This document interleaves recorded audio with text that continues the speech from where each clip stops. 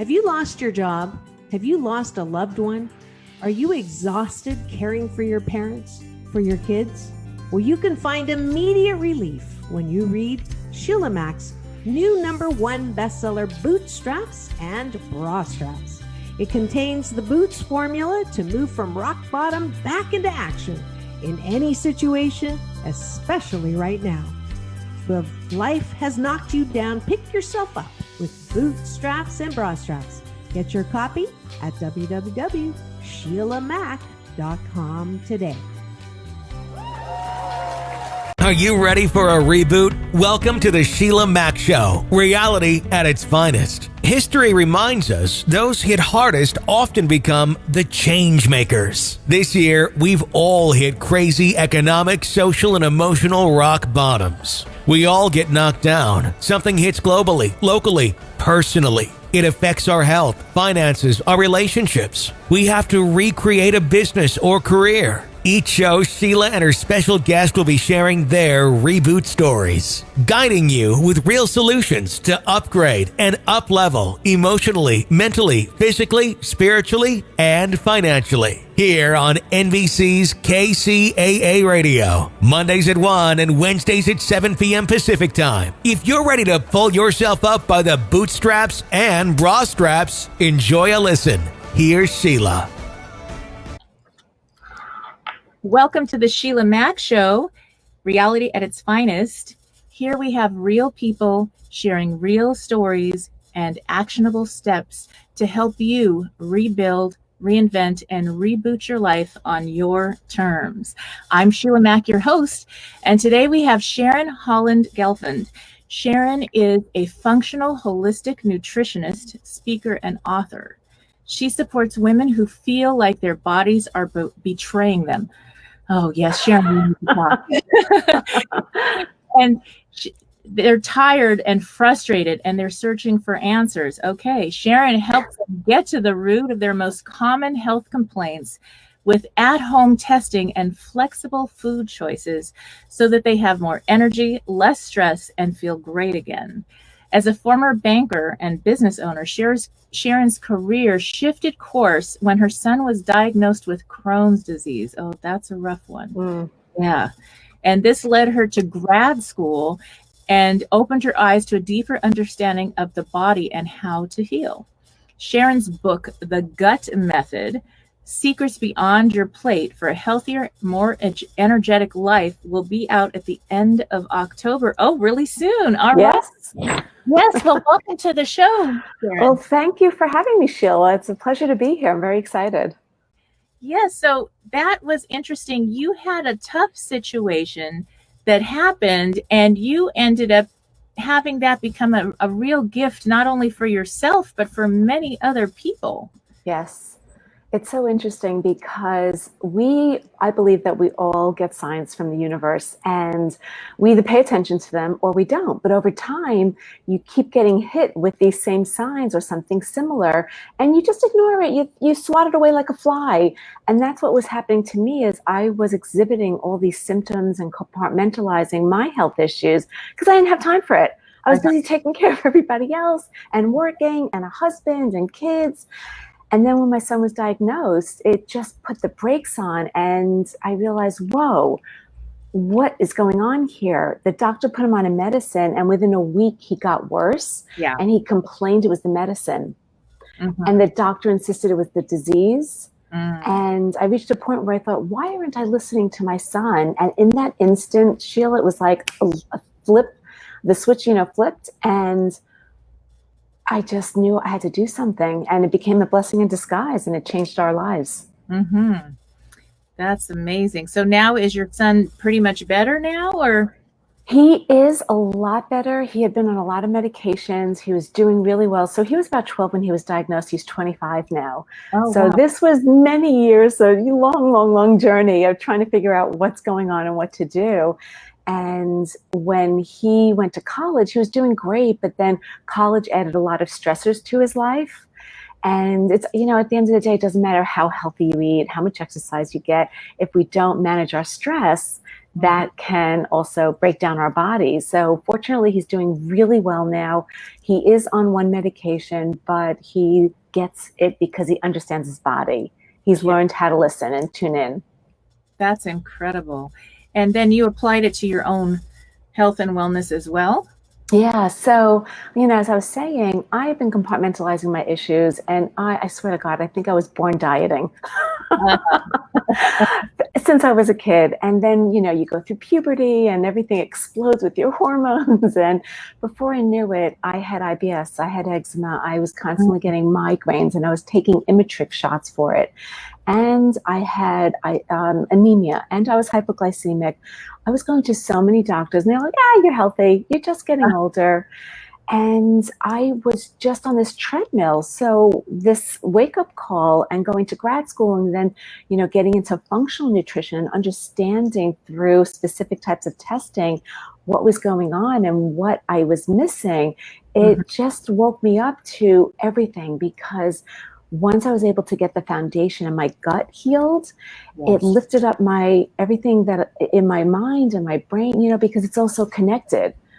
And it was as though the clouds parted, and it was like you could hear the heavens, singing to me of, you've got to do something with this. You have to help other people. And it just, a business found me. I wasn't looking for it. It found me. And I thank God every single day that I do what I do. Yes, I totally understand. I mean, I had celiac.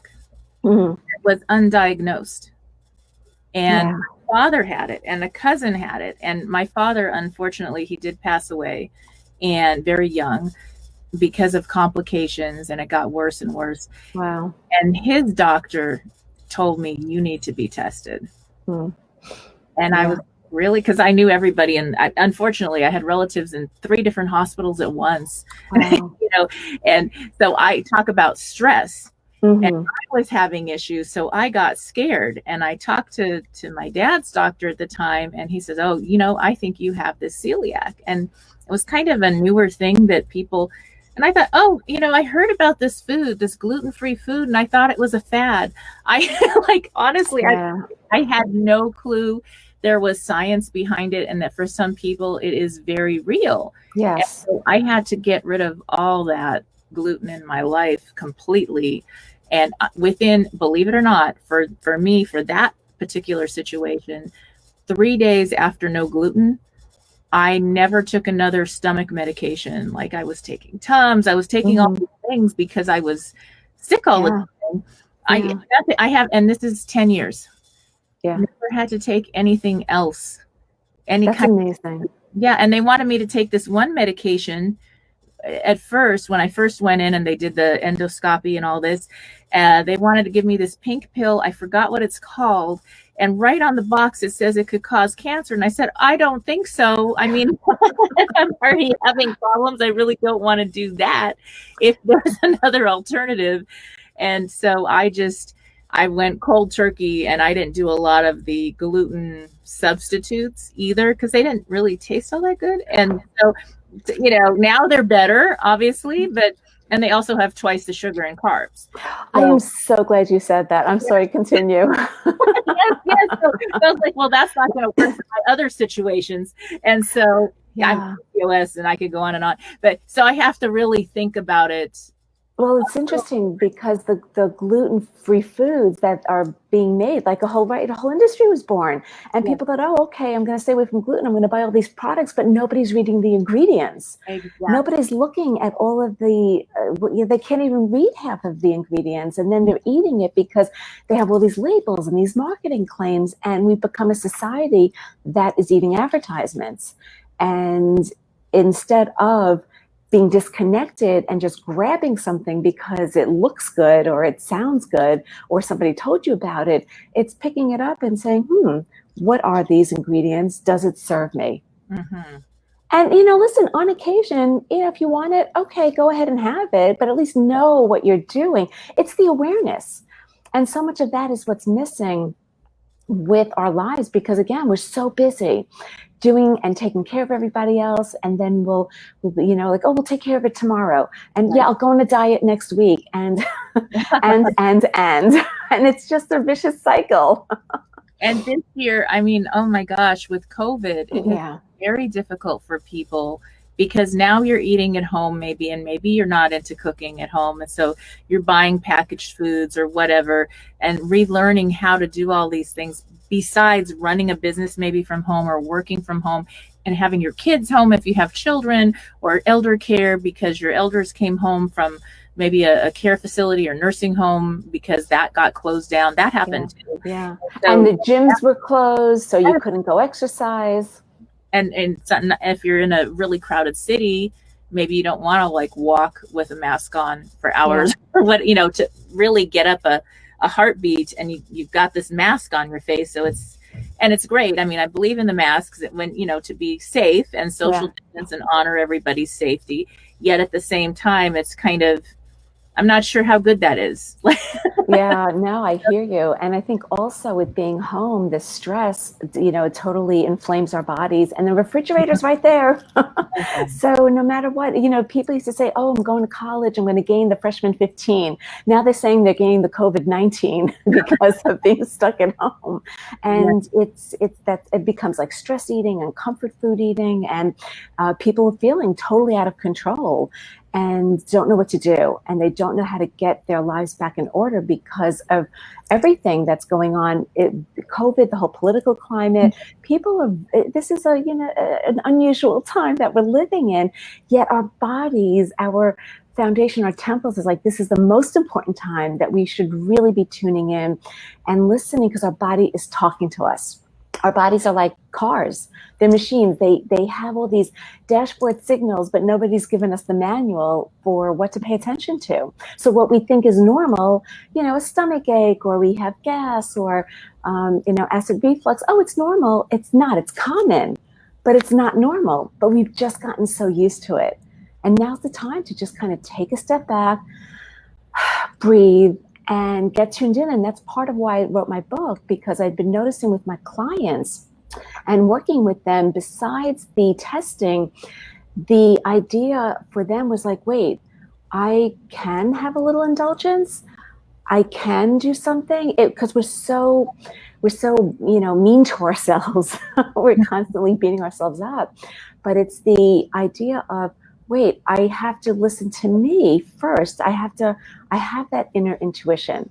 So the gut method was born from that. And yes, it was a play on words because I work with the gut. But the G is getting connected to your symptoms, doing a body scan. And these are things that people can do every day, where you're just tuning in, you're giving yourself a few moments to just kind of like breathe and take time to like scan your body and see how you're feeling.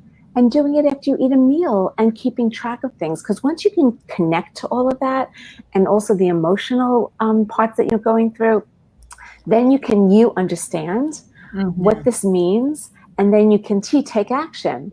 And that is a plethora of different things, because for everybody it's different. But to just even chew your food, right? To just sit and chew, as opposed to gulping, because we're always in a rush to go somewhere. Did you ever see that commercial that had the owl with the Tootsie Pop? Oh, yes, I remember that. It's like, how many, licks does it take to get to the Tootsie Center? And it's like 1, 2, and he bites into it. And that's how we chew our food. We just like gulp and swallow. And you didn't even get to enjoy it, really. Right. Yes, it's so interesting. I mean, when I got glutenized, because I traveled for 7 years straight after I learned about this celiac, and I had to be so cautious, and sometimes they just forgot, or somebody forgot, or somewhere along the line they didn't mention they put batter, like wheat, in the pancake, in the omelet. So you're ordering a vegetable omelet, and the next thing you know, you're like, what did I do? I'm so sick. And I would have to go to a liquid broth only diet. Wow. Do a cleanse, maybe go colonics if I could find one, and do a complete, because the poison is in my system. Yeah. And one of my functional medicine, I think it was, or one of the, I have so many people that I went to, told me, hey, that's what you need to do, is get the poison out of your system, first of all, and cleanse, and then let your stomach heal. And I think that it's not always safe to fast. If you have sugar issues, you have to make sure it's a modified fast for the sugar situation or whatever. It's very unique. Not everybody's going to be able to consume the same thing. So you have to really look at your individualized body. But that, like, we needed this universal pause, like our bodies need a moment to not eat so much junk food and have a rest and a reset as well, and to heal. Yes. I think that makes a difference. It makes such a huge difference because, again, going back to what we were saying earlier, when you're stressed, doesn't matter how healthy you think you are, how well you eat or you exercise, stress creates all of these free radicals. It creates that inflammation in the body, and then it disrupts your gut. And then the gut, it's like it's attached to the brain through the vagus nerve. So everything's like warning, warning, and all these alert signals go off. And then people start getting stressed from that, and then they become anxious. And it just becomes this vicious cycle because they don't realize how so connected it is to the foods. And also our livers get so overburdened. And if they're not detoxed properly, it's like a bathtub, if you can't pull out that plunger and the water keeps flowing, it overflows, everything goes right back into your bloodstream. And the liver tries so hard to protect us. It wants to metabolize all of these nutrients, but it also, and it wants to get rid of these toxins. But when there's too many, it protects us by putting toxins into the cells. So that makes it even harder for us to try to clear everything out. And that's why things keep, the cycle keeps going over and over, and people don't understand, why can't I get off this hamster wheel? Because they're not tuning in. As you said, right? It's every way of doing it is different because it's not a cookie cutter solution, and we're trying to throw spaghetti at the wall and find the quick fix to something, and it's not. It didn't happen overnight, so it's not going to happen overnight to resolve. And you need that rest and digest. Absolutely. Just even for muscles, you want to build your muscles and start working out again, and if you're not giving yourself that recovery day or time and working different, this is why the trainers, they work different parts of your body at different times, because you're doing leg day and your arms are resting and those muscles are rebuilding, and then you go back to arms, and then you do a different, your back and your shoulders, whatever. And so they have it that way because it works. And if you don't rest, then you start losing your muscle. Absolutely. And God knows, sitting every day, and for those who work at home, it's like, oh my God. Then you get up and you're like, oh, I feel achy on my joint. I have never sat so much as 2020 in my life. I didn't even watch television, and we didn't know what else to do. And my kids were like, let's watch something. I was like, we went through so much, like years of television that I had missed. And it was like, okay, I'm done. I can't even sit here another second. And I changed out. I just got the ball to sit on. So, and I have weight. So if I sit and watch a show now with the kids, I'll actually be on the ball, bouncing around or doing something and using the weights, because I'm like, I got to get back on track. And it's one of those things that it's little steps at a time. Love yourself through it. This is incredible. Your book sounds like exactly what a lot of us need this year. Yeah, I'm very excited about it because there's also a lot of journaling and writing exercises, because I want it to be your manual. I want it to be something that you have, because then when you do figure out, oh, you know what, I need to go to this practitioner or do this modality, then you have all the information because you have it all in one place. And, it is, you hit the nail on the head. It's like just one step at a time. We're trying to do so much at once. And then if we don't, we feel this perfectionism of, okay, that's it, throw up my hands. If I can't get it right, I'm quitting. Then it doesn't work. And if you do, like, I moved into the city. I mean, I've been here for a while, so before COVID, but, I was definitely nervous to go outside, and, everybody was fleeing the city and the gyms were closed. And I thought, all right, what am I going to do for exercise? And I said, let me go into the stairwell and go up and down the stairs. So at least that's something. And people were saying to me, like, wow, I never would have thought of doing that. So it's just like finding different ways to keep yourself active and just find ways to also spend time, as you said, with the self-compassion. You have to put the oxygen mask on yourself first, because we are no good to anybody else if we're not breathing. That's right. That's right. Breath. Like you think of yoga class. Yoga is just breathing. When you go to these yoga masters, they'll say, if you're breathing, you're doing yoga right now. If you sit on your mat and all you did was breathe for half an hour, that's a yoga practice. And I was like, okay, yes.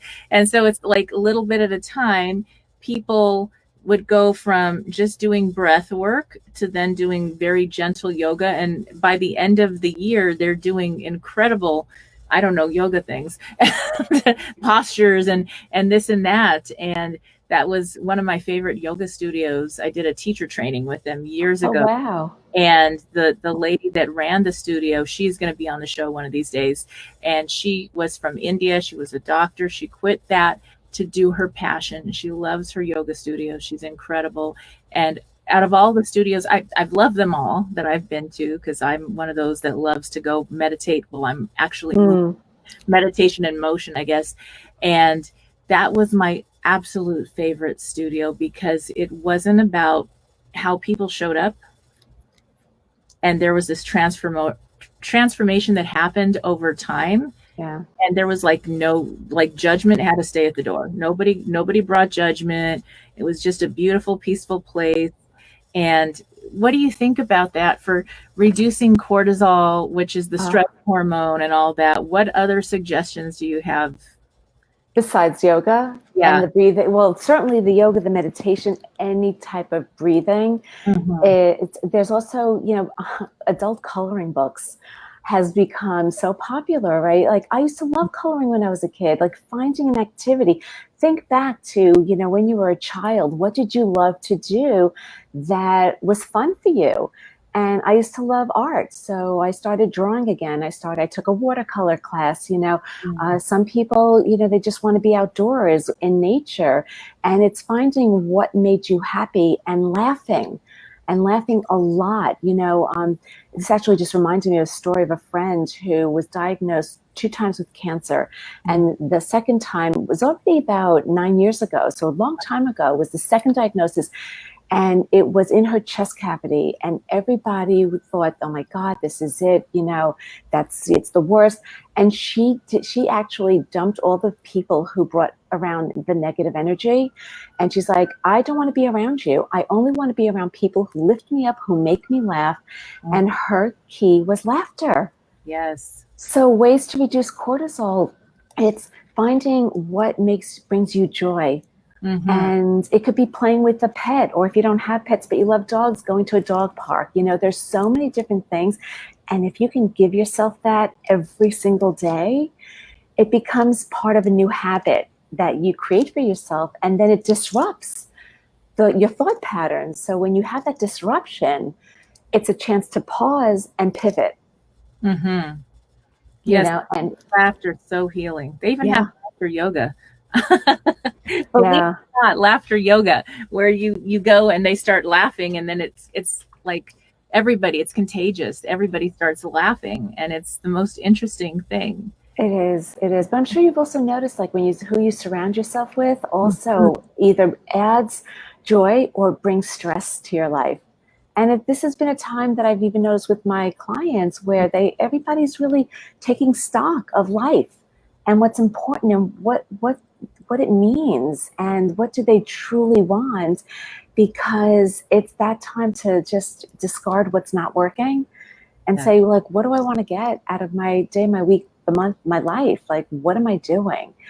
And when you can start doing that, and the other big thing that I love is journaling. In the morning, in the evening, whenever you have a chance, is just writing out whatever you're feeling, what you're grateful for. And there's always something to be grateful for, no matter how lousy your day is.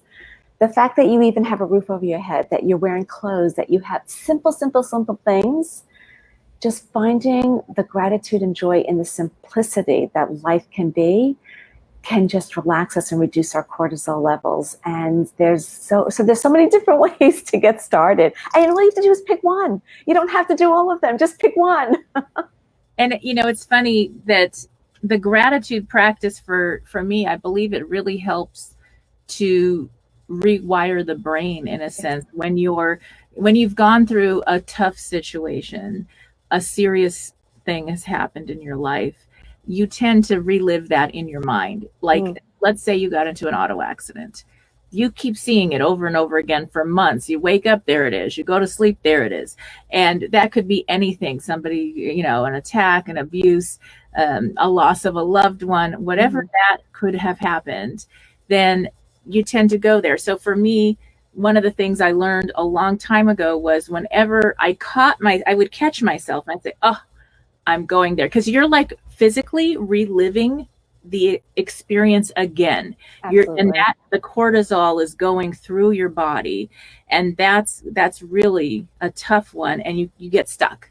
You know, I've met people that maybe you talk to and then you go away and you come back to town 20 years later and it's the same flipping story. And never got unstuck. It's not a story they tell to help other people. They're actually reliving it over and over and over. And they like reliving it. Yes, but they're stuck. And so they've trained their brain to go there.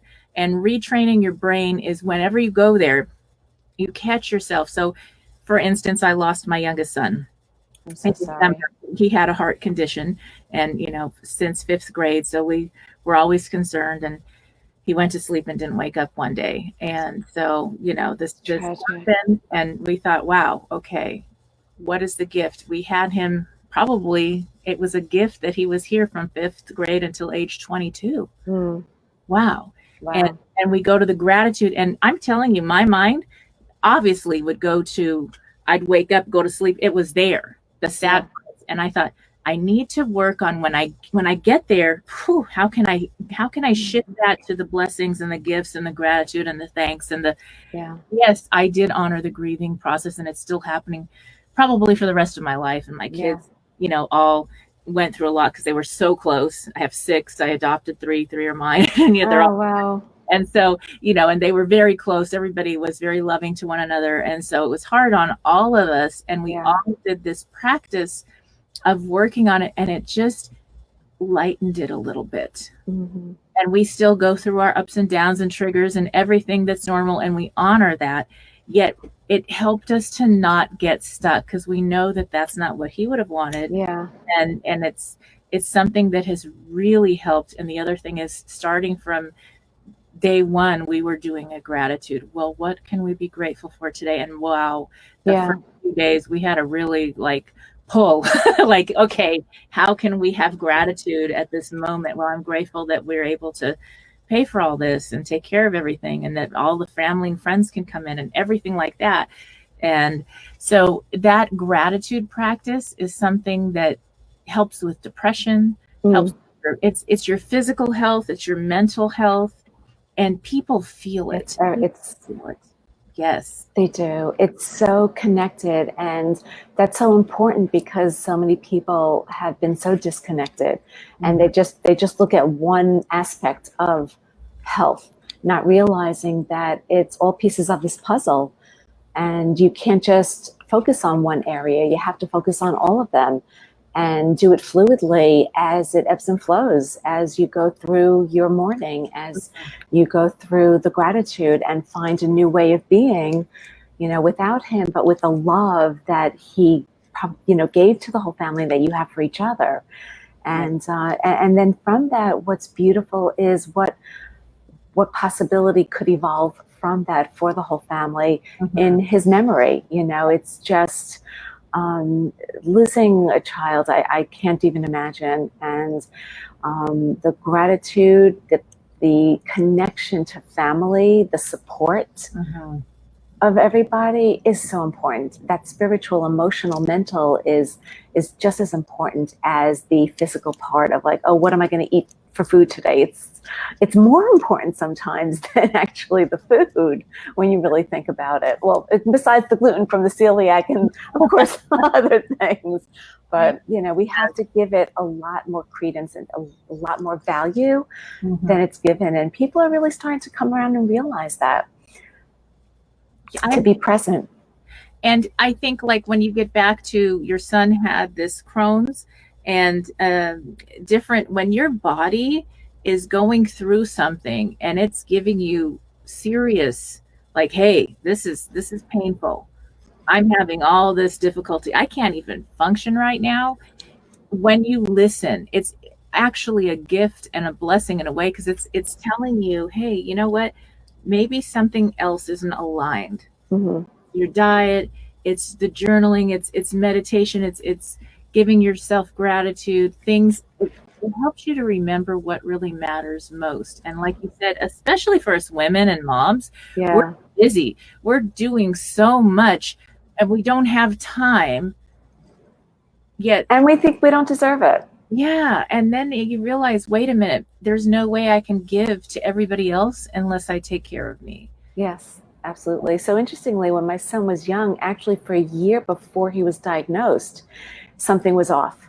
Mm-hmm. And he just wasn't feeling right, but we couldn't figure out what it was. And his behavior had changed also, because when you're not absorbing nutrients, it affects your mental capacity, your ability to be calm and to have conversations. And he was very explosive.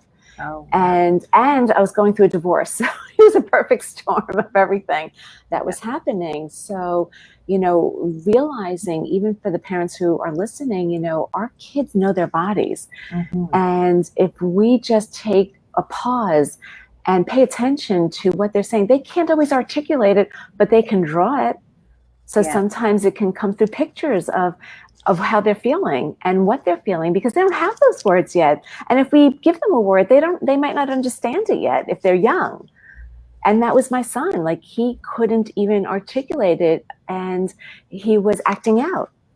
And until we finally found a change in his calprotectin, which is an inflammation marker, and a few other things, it was almost like a waiting game of, we knew that there was something happening and couldn't piece it together, because back then we didn't have as many tools as we have now.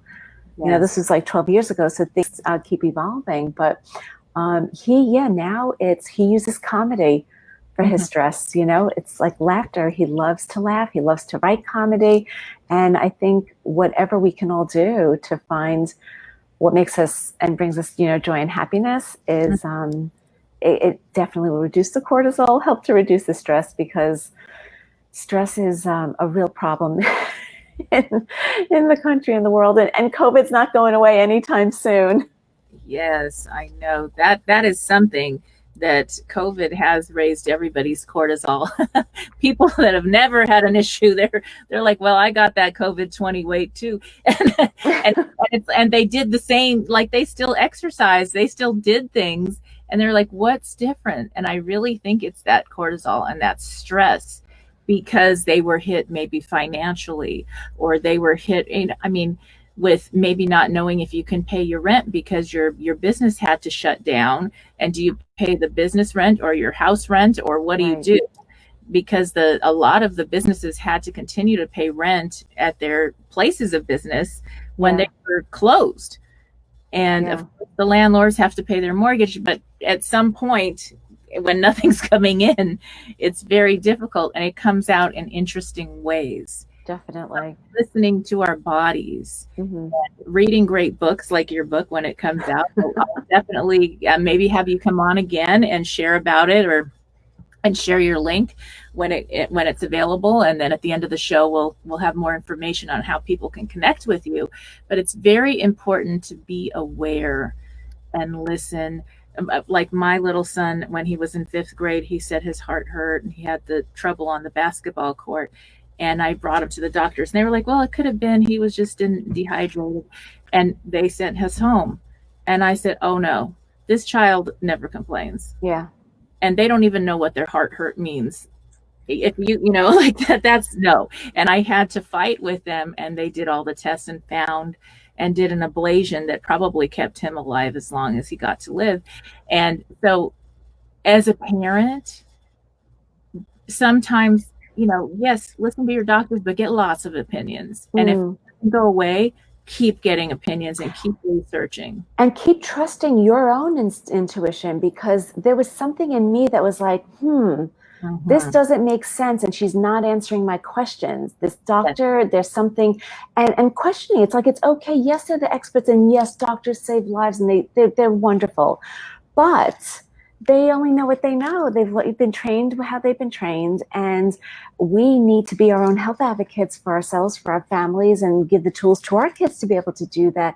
So that instinct, that gut reaction, it's a real thing, you know, and that's how I felt with my son. It was all of a sudden like, whoa, I could have gone down that rabbit hole. And I can't even imagine if I had not listened to him and he stayed on that medication, he would have been in the hospital.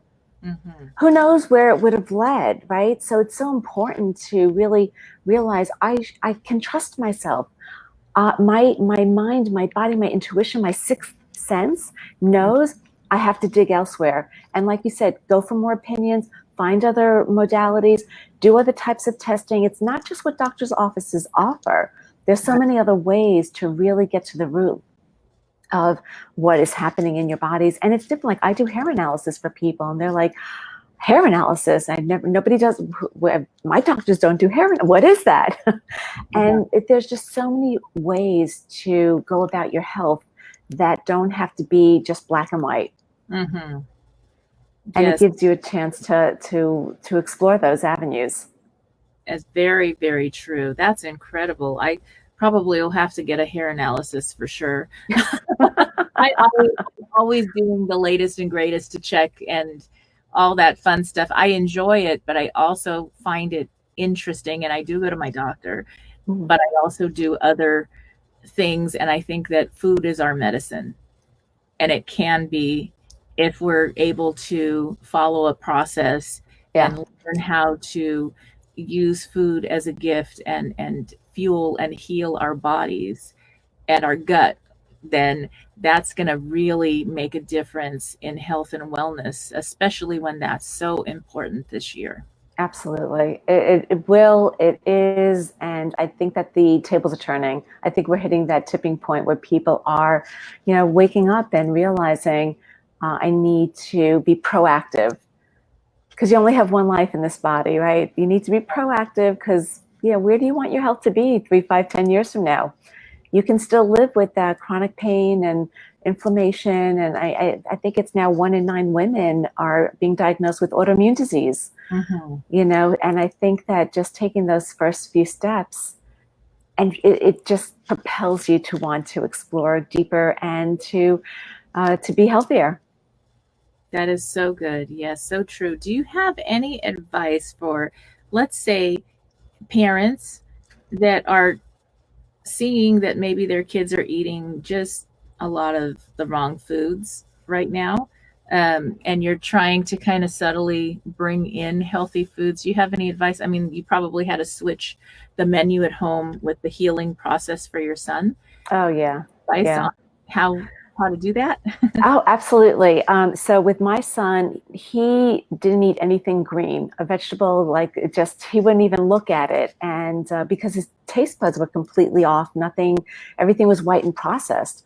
So first I started with, instead of doing like a mashed potato, I got cauliflower and I mixed it half and half. So I had even though it was white, had a little bit of that.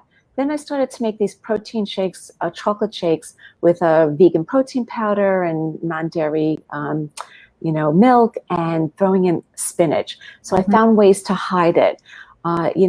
There's so many. I'll give a few ideas, but there's hopefully it'll propel people to think of other ways. But if your kid's a pasta eater and you just know pasta is bad for them, there's alternatives that are pretty good, like cauliflower pasta or lentil pasta, and they come in white elbow shapes. So looking for an alternative pasta, but not ones that have a million ingredients, right? Look for the ones that have the fewest ingredients, and there are quite a few out there. So at least that's one place to start. And the other thing is, if instead of buying cookies, make them at home, and instead of using regular white sugar, start by switching it to maybe coconut sugar, using half the amount of sugar, getting chocolate chips that are a little bit healthier, not the store brand.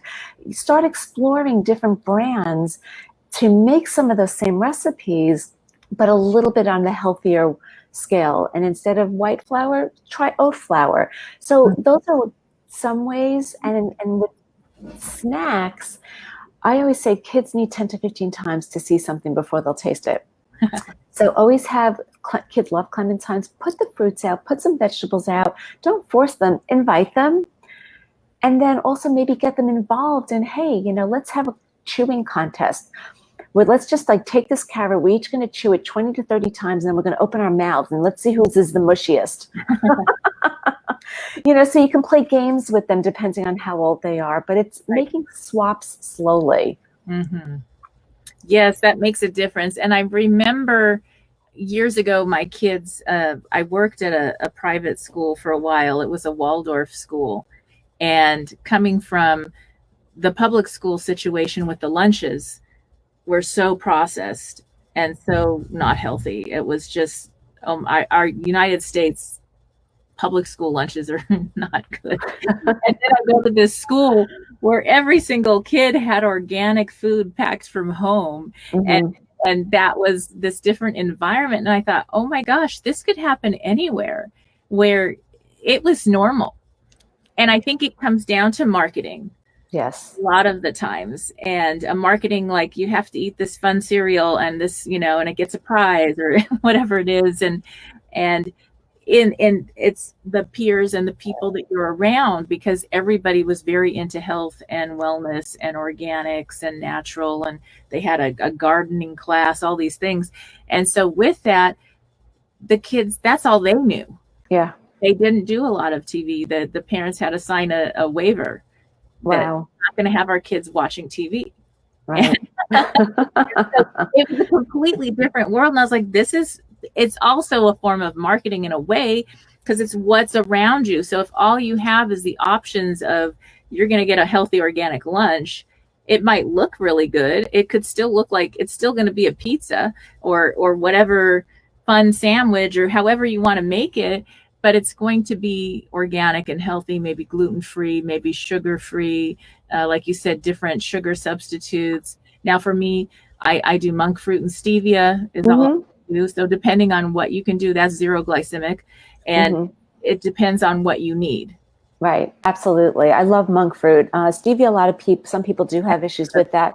Yeah. And then a lot of people like to switch to erythritol, which is a sugar alcohol, but that also can lead to some stomach issues. So as you said, it's like finding what's right for you and just trying to at least upgrade what those ingredients are and starting slowly. Don't try to do it all at once, because the kids know. And you have to be very casual about it. And if you are going to switch pastas, throw the box out. They don't need to see the box. That's a good one. Or the old boxes. Yeah. But I just made a lasagna the other day with sliced zucchini, and I used a potato and thickened it with some arrowroot and water, and just kind of used that, made my own tomato sauce, and it tasted delicious. Yeah. And, so there are ways to be creative and have flavor still in your food. So, but it's always, again, it's just start with one thing and just upgrade. Just start reading those ingredient labels. And peanut butter, your peanut butter only needs 2 ingredients, and it should be organic.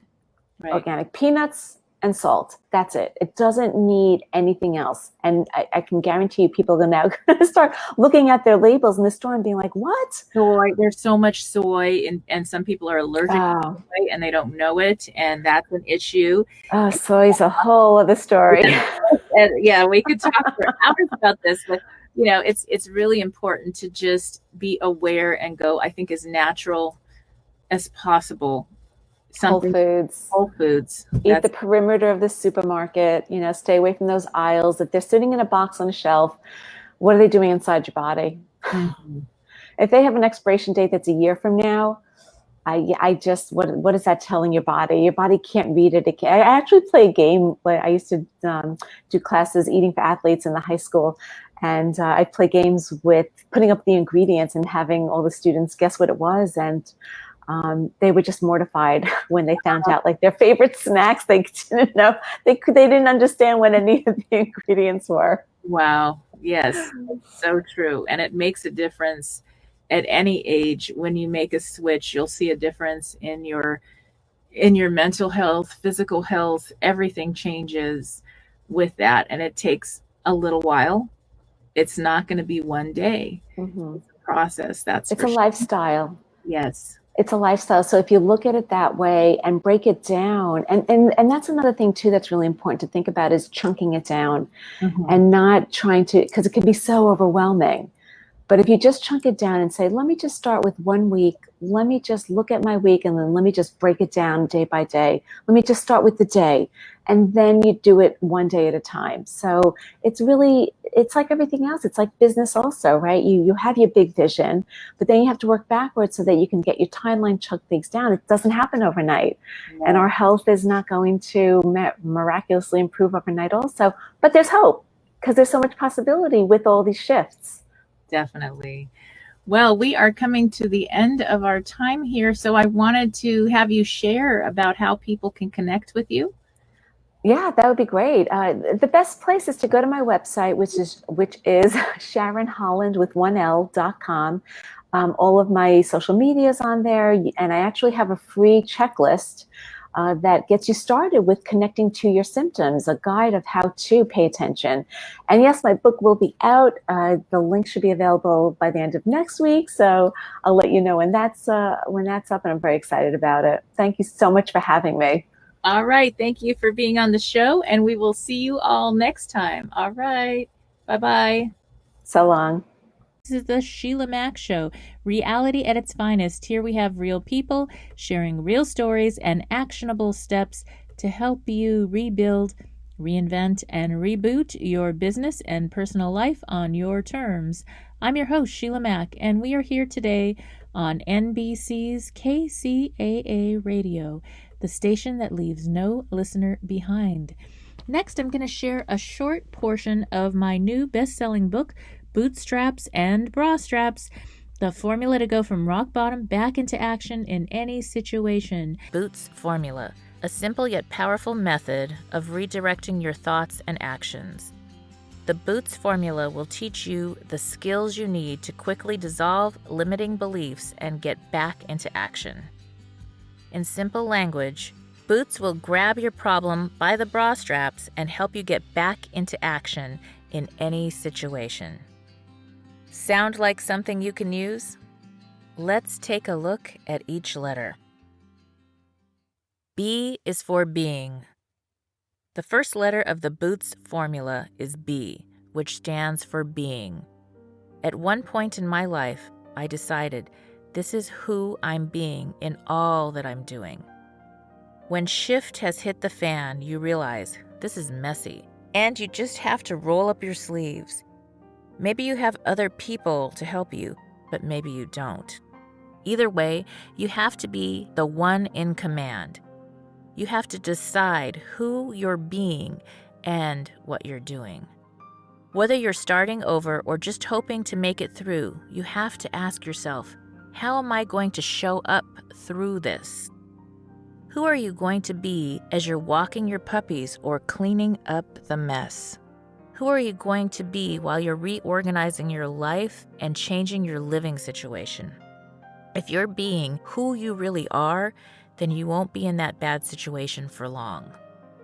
This first letter in the Boots formula, B for being, shows up in how you're speaking, having fun with family and friends, or helping a client.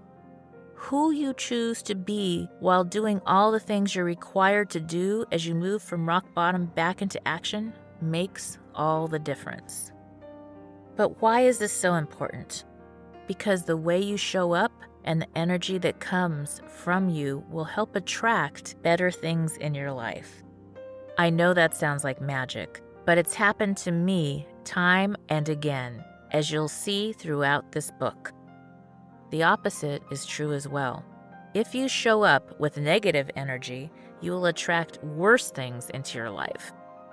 You notice that when you meet people who focus only on the negative, everything that comes out of their mouth is complaints, tragedy, and chaos. Somehow these things just happen to them, and this becomes a pattern. Those people are training their subconscious mind to look for the negatives to show up, so they don't even see the positives. But when we're able to retrain our minds to focus on the positives, we're able to enjoy more of life, even while we're rebuilding and rebooting. We're going to starve those negative thoughts, not feeding them with our attention, time, or energy.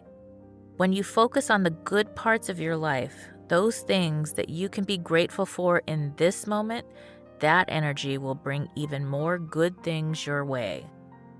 Don't get me wrong. You still have to take the action steps to get out of the negative, and you're going to have times in your life when you're just going to have to do whatever's in front of you. It may not be the prettiest thing, but it doesn't matter. Sometimes, when you're focusing on getting out of a hole, it feels like you're buried in your own self-centric thinking. But when you get out of that mindset and put down your problem for a moment, it clears the way for a solution. One way to do this is to help someone less fortunate than you. Volunteering with your community, religious organization, school, or work, which allows you to fully show up, contribute, and utilize your unique talents. When you're using your flow, you're not thinking about the problem at hand. You're not showing up for approval. You're just being your best self.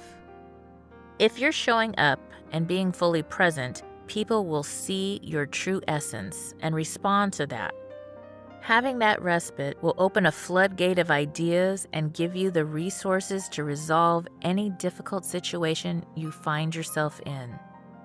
This first letter is a reminder to stay in your being and live your truth.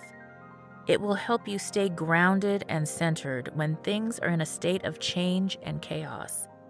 The truth is that there's often form, freedom, and order even in the center of a storm. The first O is for orientation.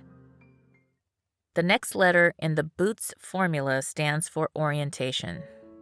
As you are living through your rock bottom moment, you need to know that it's not better than it is and it's not worse than it is. It just is what it is. Assessing your current orientation is a really big action step in the Boots process. Discovering orientation is part of the overall change you may be in, and it will help you find some surprisingly simple solutions. In this case, we're referring to a place. Where do you find yourself on the map of your life? Within this stage, you'll also acknowledge where you were in the past and where you want to be. Once you know where here is, you can answer, how did I get here? And where do I want to go from here? Assessing your orientation also means considering your options and saying, I am here on the map, and I want to go over there. You need to know where you are in order to think about how to take the next step. If you want to go from California to New York, you first have to know you're starting from California. You then have to know that to get there, I can walk, I can swim, I can jog, I can take a flight, or I can take a bike. I can take a bus, or I can take a train. You use your rock bottom to set the direction for your life beyond this rock bottom situation. It's important that you are really honest about where you are in this situation. You can't lie because you don't want to give up your personal responsibility. You have to own every part of this and realize it could be worse. It could be better, but this is it. If you aren't able to be honest about where you're starting from, you won't be able to clearly see where you want to go or how to get there. If you're not realistic about that first point of orientation, it's almost impossible to get out of your rock bottom moment. At the very least, it will take a hell of a lot longer. A lot of people have a hard time accepting the truth of where they are. They might think, oh, I'm kind of here, but I wish I was there. No, this is where you are. This is where you're starting from. That may be where you want to go, but you won't get there if you don't know where you are on the map. The last piece of orientation is owning it. You are responsible for where you are now. The minute you start blaming people or situations outside of yourself, it was my mother's fault, my brother's fault, the weather's fault. Guess who's in control of your life? everyone but you. When you own your situation, however, you're taking back your power.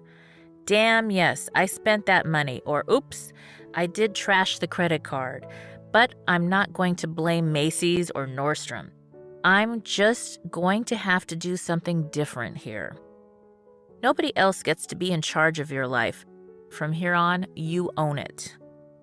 Once you've gone through the orientation process, you'll get a grounding sense of peace and clarity, and you'll be able to acknowledge just how far you've already traveled. Give yourself some credit. Admit that you may have messed up in one area, but also look at the good parts of where you are. Once you have to answer to, how the hell did this happen to me? Your next question is probably, how can I ever unravel this mess and get back into action? The next letter of Boots will help you answer that. The second O is for order of operations. The third step of the Boots formula is finding the order of operations. When you're in a rock bottom moment, there are certain steps you know you need to take to get out of it, and you need to complete those steps in a certain order, which will be different depending on what you're going through. Throughout the book, I'll show you these steps in other specific rock bottom situations. As you learn the steps for yourself, you'll become adept at facing any other rock bottom you may find yourself in. In the military, they train people to focus on one thing, find and execute the solution, then move on to the next thing and the next. If you complete tasks on the battlefield in the wrong order, you're not going to win. If you do steps in the wrong order in math, you're not going to get the solution. In algebra, you must follow an ordered set of actions to solve for x, and one step cannot be done without doing the prior calculations. The same is true here. It's very important to order your steps and then complete them in that order. Consider this step your Boots camp, a battle plan for accomplishing things in a certain order so the magic happens. Each step may take a bit of time, and there will be days when you feel as if nothing has transpired and you've seen absolutely no change. There's lag time while you're completing small tasks, organizing, setting things up, or whatever your steps may be. If you're trying to lose weight, you may think, I've been working on this diet for a month now. Why can't I get into these size 2 jeans? What the hell? Then, all of a sudden, if you're really clear on the goal and you're following the path with your order of operations, all the lag time catches up, you reach equilibrium between effort and results, and then boom, you're going downhill. It gets easier. You start to see results at a rapid pace. There's less to do, less chaos and stress, and you have some free time. As you get started figuring out the order of operations, it's important to know that everything is not going to happen on the very first day you apply it. It took you a while to get into the mess, so it may take time to get out. Once you start to follow the order of operations and you do the work, however, the universal law of momentum takes over and most people arrive at their desired outcome ahead of the expected time. Now I have some homework for you. I would love for you to grab a copy of my new best-selling book, Bootstraps and Bra Straps, the formula to go from rock bottom back into action in any situation. It is now available on Audible as well as on Amazon and Kindle and at www.sheilamac.com. I will be donating a book or course. If you look online, you'll see the courses I offer as well to women's shelters across the United States and Canada whenever a course or book is purchased. So check it out, and I look forward to sharing more with you next time. As always, I wish you life, love, laughter, and light.